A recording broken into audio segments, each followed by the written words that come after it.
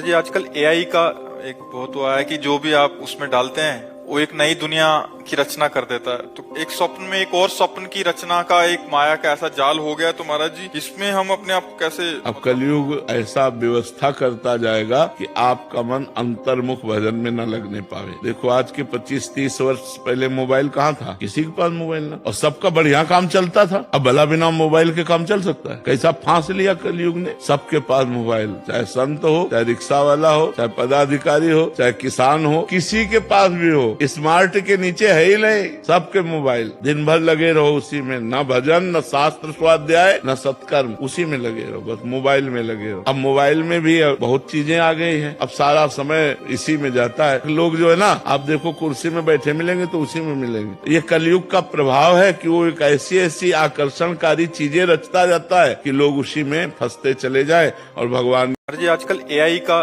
एक बहुत हुआ है कि जो भी आप उसमें डालते हैं वो एक नई दुनिया की रचना कर देता है। तो एक स्वप्न में एक और स्वप्न की रचना का एक माया का ऐसा जाल हो गया तो महाराज जी इसमें हम अपने आप को कैसे। अब कलयुग ऐसा व्यवस्था करता जाएगा कि आपका मन अंतर्मुख भजन में न लगने पावे। देखो आज के 25-30 वर्ष पहले मोबाइल कहाँ था, किसी के पास मोबाइल ना, और सबका बढ़िया काम चलता था। अब भला बिना मोबाइल के काम चल सकता है? कैसा फांस लिया कलयुग ने, सबके पास मोबाइल, चाहे संत हो, चाहे रिक्शा वाला हो, चाहे पदाधिकारी हो, चाहे किसान हो, किसी के पास भी हो, स्मार्ट के नीचे है ही नहीं, सबके मोबाइल। दिन भर लगे रहो उसी में, न भजन, न शास्त्र स्वाध्याय, न सत्कर्म, उसी में लगे रहो, बस मोबाइल में लगे रहो। अब मोबाइल में भी बहुत चीजें आ गई हैं, अब सारा समय इसी में जाता है। लोग जो है ना, आप देखो कुर्सी में बैठे मिलेंगे तो उसी में मिलेंगे। ये कलयुग का प्रभाव है कि वो एक ऐसी ऐसी आकर्षणकारी चीजें रचता जाता है कि लोग उसी में फंसते चले जाए। और भगवान